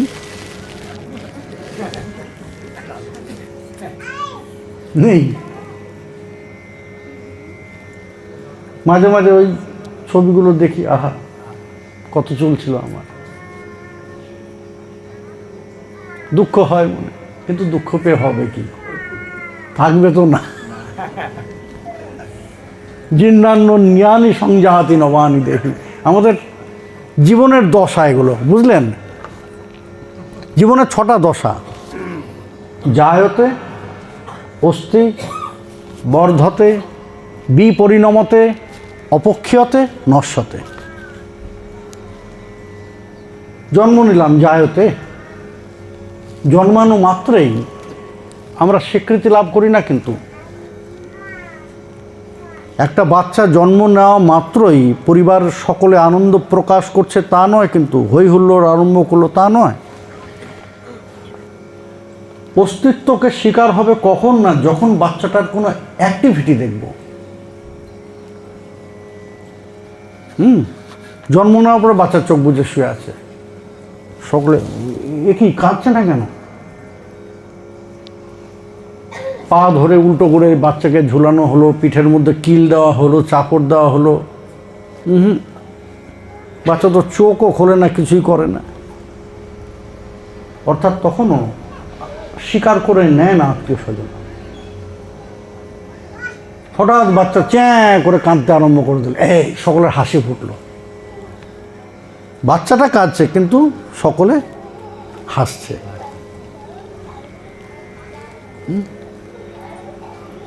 ওই কবিরের দোহা আছে না, যখন আমি এসেছিলাম আমি কাঁদছিলাম, সকলে হাসছিল,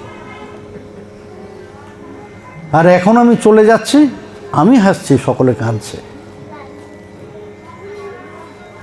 তা জায়তে অস্থি, এই কেঁদে উঠলো বাচ্চা, তখন অস্তিত্বের স্বীকৃতি হলো যে আমাদের ঘরে একটা সন্তান জন্ম নিয়েছে।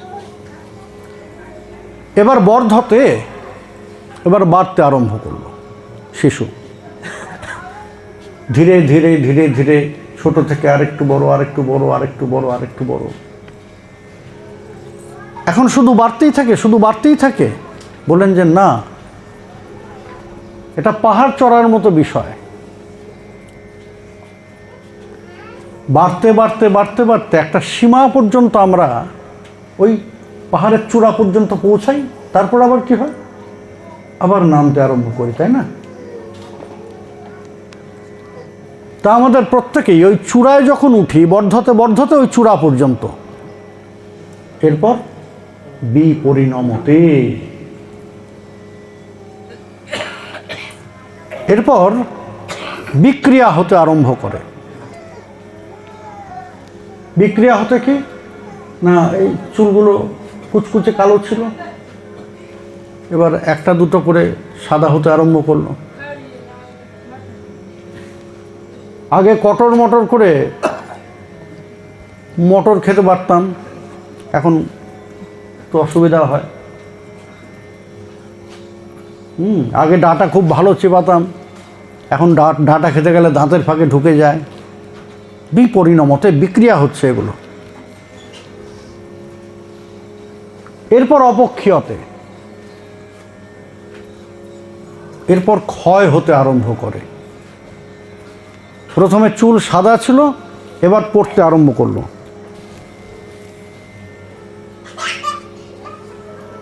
দাঁতগুলো শক্ত শক্ত ছিল, নড়বড়ে হয়ে এবার একটা একটা করে খসতে আরম্ভ করলো। দেহটা টান টান ছিল,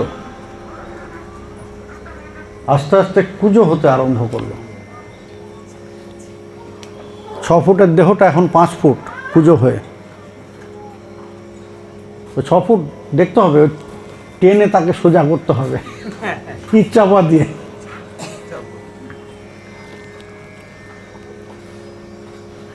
বলে যে অপক্ষীয়তে এক এক করে ওই সামর্থ্যগুলো যেতে আরম্ভ করে। আগে খুব ভালো চোখে দেখতে পারতাম, কিন্তু এখন চশমা লাগে, দৃষ্টিশক্তি হ্রাস পেয়েছে। আগে অনেক দূরের কথা শুনতে পারতাম, এখন কান পাততে হয় কিছু শুনতে গেলে। শ্রবণ শক্তি কমে গিয়েছে। অপক্ষীয়তে, তারপর একদিন সব কিছু শেষ, নস্যাতে। এই হচ্ছে আমাদের জীবনের 6 দশা। আর এই 6টি দশা কাকে কেন্দ্র করে? এই দেহটাকে কেন্দ্র করে। এই দেহটা বাড়তে আরম্ভ করে, আমাদের যে প্রকৃত স্বরূপ জীবাত্মা সেটা বাড়ে।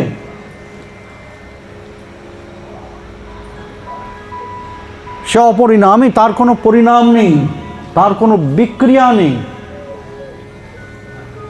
তার দৈর্ঘ্য অর্থাৎ বাড়ছে কমছে এমন হয় না, সে একই থাকে। বাড়া কমা যা কিছু সব আমাদের এই দেহটাকে কেন্দ্র করে। ঠাকুর মহাশয় এই জন্যই আমাদের একটু শিক্ষা দিলেন, একটু ঝাঁকুনি দিলেন, দেহে না করি আস্থা। বলে যে এর উপর এত বিশ্বাস রাখার কোনো কারণ নেই,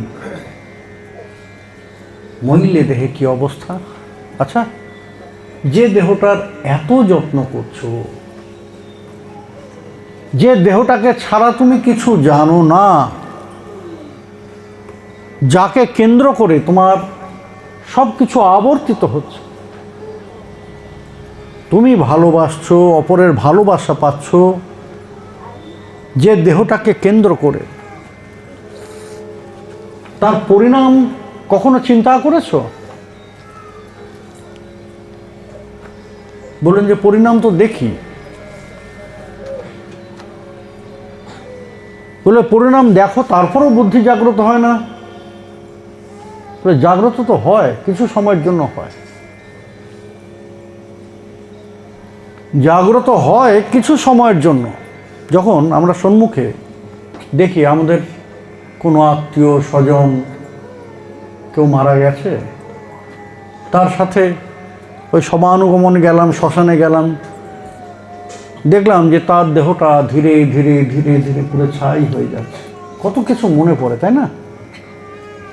যে দেখো এর সঙ্গে কত আনন্দ করেছি, কত জায়গায় ঘুরেছি, কত কথা বলেছি, এ কত রসিক ছিল, কত বিলাসী ছিল, কিন্তু দেখো যে ইস্ত্রি করা ছাড়া জামা কাপড় পরতো না, যে সদা সর্বদা ওই সেন্ট মেখে রাখতো গায়ে, হ্যাঁ, যে সদা সর্বদা নিজের পরিচর্যায় ব্যস্ত থাকতো, দেখো যে দেহটার এত পরিচর্যা করেছে সেটা পুরো তো ছাই হয়ে গেল। ওইটা দেখতে দেখতে আমাদের মধ্যে একটা বৈরাগ্য আসে। কতক্ষণ থাকে এই বৈরাগ্যটা? কতক্ষণ থাকে বৈরাগ্য আসে? প্রত্যেকের মনেই আসে, কি আছে এই জীবনে, এই তো সব পুড়ে ছাই, আমিও তো একদিন সব পুড়ে ছাই হয়ে যাবে, আমার সব, আমিও পুড়ে ছাই হয়ে যাব, আমারও কিছু থাকবে না, দুদিন পরে আমাকেও লোকে ভুলে যাবে। তখন অনেক কিছু মাথায় আসে, না জীবনে কিচ্ছু নেই। বৈরাগ্য, চরম বৈরাগ্য। কতক্ষণ থাকে বৈরাগ্য? যতক্ষণ ওই ক্ষেত্রের মধ্যে থাকে।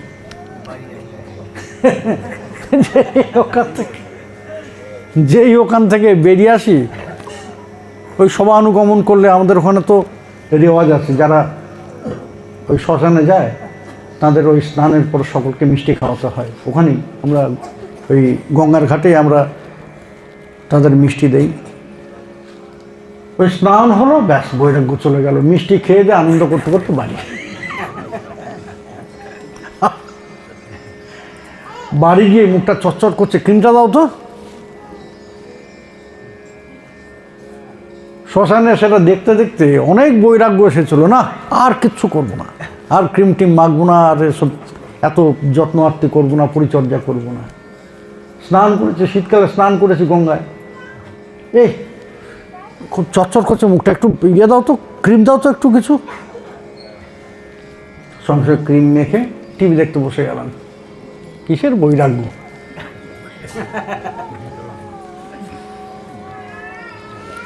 এটাকে বলে শ্মশান বৈরাগ্য। এটাকে বলা হয় শ্মশান বৈরাগ্য। বলে শ্মশানে গেলে সকলের এরকম বৈরাগ্য আসে, কিন্তু ওটা স্থায়ী হয় না। তখন আমরা সকালেই সন্ন্যাসী হওয়ার জন্য একদম উদ্গ্রীব হয়ে যাই, যার থাকবো না সংসার। বলে শুধু এটুকুই পরিণাম জানো, আর কিছু পরিণাম জানো না এই দেহের? বলে না, ওই যতটুকু দেখেছি। বলে শোনো, এটা তো একটা পরিণাম। ভস্ম কৃমিবিদ সঙ্গীতম দেহম। তোমাকে আরো কিছু পরিণামের কথা বলি, একটা তো তুমি জানো। সেটা কি না, তোমার কোনো আত্মীয় স্বজন কেউ মারা গেল, বাকি স্বজনেরা আছে, আত্মীয় স্বজনেরা আছে, পরিবারের লোকেরা আছে, তারা সকলে সম্মানের সঙ্গে শ্মশানে নিয়ে গেলেন, অগ্নি সৎকার হলো। অর্থাৎ ওই দেহটার পরিণতি কি হলো না, ভস্ম, ছাই হয়ে গেল। দেহের এটা একটা পরিণতি। বললেন যে আরো পরিণতি আছে নাকি? বললেন যে আছে। এবার মনে করো তুমি দূর বিদেশে গেছো, যেখানে তোমাকে কেউ চেনে না, যেখানে তোমাকে কেউ চেনে না, তুমি কোথাও অবস্থান করলে, কোনো একটা হোটেল হোক, কোনো একটা ধর্মশালা হোক, সেখানে অবস্থান করলে, এবার রাত্রে ওই নিঃশ্বাসের তো বিশ্বাস নাই, এই বসে আছি, 1 ঘন্টা পরে এমন বসে থাকবো কিনা, 1 ঘন্টা কি 5 মিনিট পরেই এমন বসে থাকবো কিনা জানি না। আমি জানি, কেউ জানি না, কেউ নিশ্চিতভাবে বলতে পারবে না। তো এখন সেখানে গিয়ে তার নিঃশ্বাস শেষ, রাতে ঘুমের মধ্যে মারা গিয়েছে। ভোরবেলায় এটা ওই কর্মচারীরা জানলো, ধর্মশালার ম্যানেজারকে গিয়ে বললো যে ম্যানেজার, ওই ঘরে যে এসেছিল তার তো প্রাপ্তি হয়ে গিয়েছে। বলে হ্যাঁ? বলে যে হ্যাঁ, ডাকাডাকি করাতে সাড়া দিচ্ছে না। তারপর ওই দরজার অর্গলটা খুলে আমি ঢুকে দেখলাম যে সে মরে গিয়েছে। বলে সর্বনাশ, তার তো পরিচয় টরিচয় কিছু জানি না। এ তো পুলিশে জানলে তখন আমি বিপদে পড়ে যাব। শোন, এ ভালো কি মন্দ তা তো জানি না, এক কাজ কর, এই ভোরবেলায় সকাল সকাল থাকতে থাকতেই তোরা কজন মিলে ওকে নদীর ধারে গিয়ে একটু ভালোভাবেই ওই খুঁড়ে সমাধি দিয়ে দে।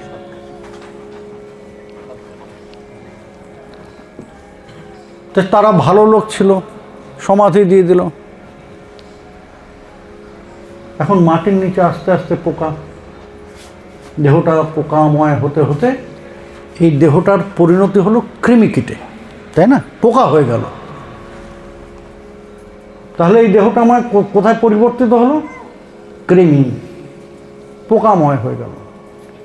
আমি পোকাতে, এই দেহটা পোকাতে পরিণত হলো। একটা পরিণতি ভস্ম, ছাই ছিল, আরেকটা পরিণত হলো পোকাতে। বললেন যে এও ভালো। এবার ওই ম্যানেজার যদি ভালো না হয়, কর্মচারীদের বললো যে শোন, নদীর ধারে গিয়ে গর্ত করে পুঁতে দে একে। কারণ কর্মচারীগুলো আরো বদমাইশ। বলে যে ধুর, এত পরিশ্রম কে করবে, দে নদীতে ছুঁড়ে ফেলে, জলে ভেসে চলে যাবে। তারা ধরে নদীর মধ্যে ভাসিয়ে দিল আমার দেহটাকে।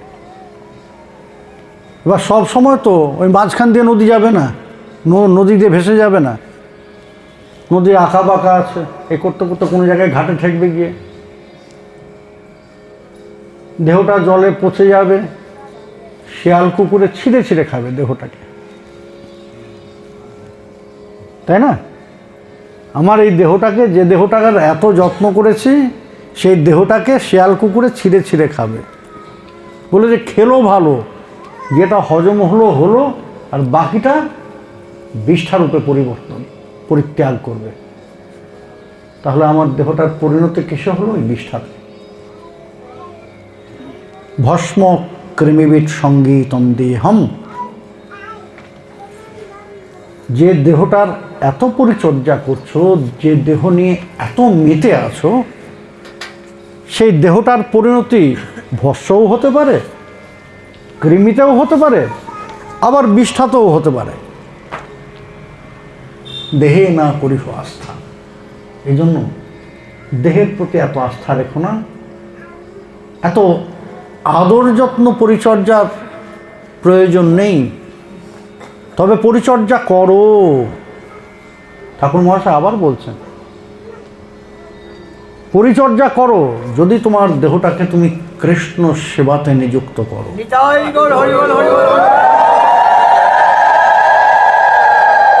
যদি তোমার দেহটাকে তুমি পরিপূর্ণরূপে কৃষ্ণ সেবাতে, ভক্ত সেবাতে নিযুক্ত করো, তাহলে তার পরিচর্যা করো। কারণ ভগবৎ সেবা যেমন তেমন ভাবে করা যায় না। অসুস্থ থাকলে, আপনার মনে ইচ্ছা থাকলেও আপনি করতে পারবেন না, পারবেন? আবার ভগবৎ সেবা করার সময় বললেন যে সুন্দর করে সেজে যেতে হয়। ভগবানের সম্মুখে কখনো জীর্ণ শীর্ণ বস্ত্র পরে যেতে নেই। যদি সামর্থ্য থাকে, অশুদ্ধ বস্ত্র পরে যেতে নেই, নোংরা অপরিষ্কার বস্ত্র পরে যেতে নেই। যাওয়ার আগে সচেতন হতে হয় যে তোমার শরীর দিয়ে কোনো দুর্গন্ধ আসছে না তো। এই জন্য ভগবৎ সম্মুখে যাওয়ার পূর্বে প্রয়োজন হলে তুমি আতর ব্যবহার করো, সেন্ট দাও, যাতে তোমার শরীরের দুর্গন্ধে তাদের কষ্ট না হয়। যদি পরিচর্যা করতেই হয় তোমার দেহের, তাহলে এই কারণে করো, গোবিন্দ সেবার জন্য, ভক্ত সেবার জন্য। যদি তার আদর যত্ন করতেই হয় তখন করো, যখন সেটা তোমার ভক্তের সেবায় কাজে লাগছে, গোবিন্দ সেবায় কাজে লাগছে, তার সেবার জন্য করো। এই প্রেম ভক্তি চন্দ্রিকার প্রারম্ভে সেখানে খুব সুন্দর কথা বলেছেন। অন্ন অভিলাষ ছাড়ি জ্ঞান কর্ম পরিহরি, কায় মনে করিব ভজন, সাধু সঙ্গে কৃষ্ণ সেবা, না পুজিব দেবী দেবা, এই ভক্তি পরম কারণ। উত্তমা ভক্তির কথা বলছেন, অন্নাভিলাষিতা শূন্যম জ্ঞান কর্মার্দনাবৃতম, আনুকূল্যেন কৃষ্ণানুশীলনম ভক্তির উত্তমা। বলেন যে উত্তমা ভক্তির যে জন, সেজন ওই তাদের মনে অন্য অভিলাষের ভাব থাকে না, অন্য অভিলাষের প্রবৃত্তি থাকে না। তাদের মনের মধ্যে ভাবটি কেমন থাকে না, শুধু কৃষ্ণের জন্য। তবে তাদের মধ্যে মাঝে মাঝে অন্য অভিলাষ দেখা যায়, কিন্তু সেটাও কৃষ্ণ সম্বন্ধিত। কখন না, হয়তো তারা অসুস্থ হয়ে পড়েছেন, উঠতে পারছেন না, তখন নিজের জন্য চাইছেন, প্রভু ঠাকুর আমাকে সুস্থ করে দাও, আমি উঠে দাঁড়াতে পারছি না, আমাকে সুস্থ করে দাও। আমি যদি সুস্থ না হই, আমি তোমার সেবা করব কি করে? তোমার সেবার জন্য আমাকে সুস্থ করে দাও, আমার জন্য আমি চাইছি না। এটা কৃষ্ণ ব্যতীত অন্য চাহিদা, কিন্তু সেটাও কৃষ্ণের জন্য। এই জন্য বললেন যে আত্মপরিচর্যা, নিজের পরিচর্যা, এটা খারাপ নয়। এটা সদা সর্বদা যে খারাপ তা নয়। যদি কৃষ্ণের জন্য হয়, সেবার জন্য হয়, ভক্ত সেবার জন্য হয়, তাহলে তুমি যত খুশি আত্মপরিচর্যা করো না। ব্রজগোপীরা, তাদের তো আত্ম অনুসন্ধান ছিল না, নিজেদের জন্য তো ভাবতেন না, কিন্তু তারপরও তারা সুন্দর করে সাজতেন, সুন্দর বেশভূষা অলঙ্কার আদি পরিধান করতেন। কেন? না, কৃষ্ণকে আনন্দ দেওয়ার জন্য। কৃষ্ণ আমাকে দেখে আনন্দ পাবে, কৃষ্ণ আমাকে দেখে আনন্দ পাবে। কৃষ্ণকে আনন্দ দেওয়ার জন্যই তারা আত্মপরিচর্যা করছেন, ভোজন করছেন, নিদ্রা যাচ্ছেন। কেন? না, যদি আমি ওই ভোজন না করি, নিদ্রা না যাই, বিশ্রাম না নিই, তাহলে আমাকে তো দুর্বল দেখাবে, আমাকে দুর্বল দেখাবে। আর আমাকে দুর্বল দেখালে, আমাকে অসুস্থ মনে হলে কৃষ্ণ কষ্ট পাবে। সেই জন্য আত্মপরিচর্যা, অর্থাৎ তাদের আত্মপরিচর্যাটাও, তাদের আত্মশৃঙ্গারটাও কৃষ্ণ সম্বন্ধিত। তা আমাদের মন তো অতদূর পর্যন্ত আমরা নিতে পারবো না, কিন্তু কিছু তো নিতে পারবো। আত্মপরিচর্যা সম্পূর্ণরূপে আমরা করতে পারি যদি ওই মনের কিছু অংশ কৃষ্ণের জন্য নির্দিষ্ট করে রাখি। যে না, আমি যেমন বাইরে সাজগোজ করছি, আমি যখন আমার প্রভুর সেবা করতে যাব, ঠিক এমনভাবেই সুন্দর করে সেজে যাব, যাতে আমার ঠাকুর আমাকে দেখে আনন্দ পায়, যাতে আমার কারণে আমার ঠাকুরের কোনো কষ্ট না হয়। আমি বাইরে যেমন পারফিউম মেখে যাচ্ছি, আমি আমার ঠাকুরের কাছে যখন যাব তখন পারফিউম মেখেই যাব। কেন না, আমার শরীরের দুর্গন্ধে যদি তার কষ্ট হয়। বাইরে যেমন 10 বার ব্রাশ করছি, সেখানে যাওয়ার সময় আমি ব্রাশ করেই যাব, মুখের দুর্গন্ধ তাকে কষ্ট দিতে পারে। যদি এমন ভাবনা রাখি, এমন চেতনা রাখি, তাহলে ওই আত্মপরিচর্যাটা সম্পূর্ণ দোষের হয় না। না হলে ঠাকুর মহাশয় আমাদের স্মরণ করিয়ে দিয়েছেন, দেহে না করিহ আস্থা, নইলে দেহে কি অবস্থা। দুঃখের সমুদ্র কর্মগতি। কর্মের গতিটা কেমন? না, বললেন যে দুঃখের সমুদ্র, ছোটখাটো জলাশয় নয়, সমুদ্র। এপার ওপার হওয়া যায় না। উপায়, এর থেকে রক্ষার উপায়, দেখিয়া শুনিয়া ভজ, সাধু শাস্ত্র মত যজ, যুগল চরণে কর রতি। বললেন যে যুগল চরণে রতি করবে কেমন ভাবে? যেমন ভাবে ওই আমাদের পূর্ব আচার্য বৃন্দ স্বর্গস্বামীপাদ আমাদের উপদেশ করে দিয়েছেন। শাস্ত্র যেমনভাবে যে পথের নির্দেশ দিয়েছেন, ঠিক তেমনভাবে সেই পথে যদি আমরা অগ্রসর হতে পারি, তাহলেই আমাদের এই জীবনটাকে, এই দেহটাকে আমরা সার্থক করতে পারি।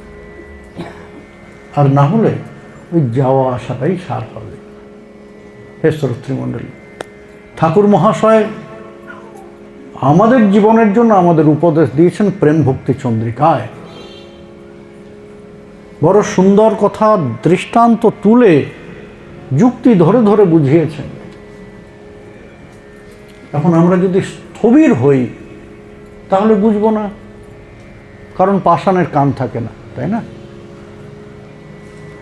পাষাণের কান থাকে না, সেই জন্য তার নড়াচড়া নেই। আর যদি স্থবির না হই, তাহলে সেগুলোকে বোঝার চেষ্টা করব আর জীবনে তার প্রতিফলন ঘটাব। আমরা আবার যখন মিলিত হব, তখন আবার আস্বাদন করব এই ঠাকুর মহাশয়ের উপদেশ বাণী, শ্রী শ্রী প্রেম ভক্তি চন্দ্রিকা। এবারের মতো প্রেম ভক্তি চন্দ্রিকার এখানেই বিশ্রাম দিই বড় দিঘিতে। হ্যাঁ, আবার যখন এখানে মিলিত হব তখন আবার আসা করব। এখন শ্রবণম, আসুন একটু সকলে মিলে কীর্তন করি, আনন্দ করি।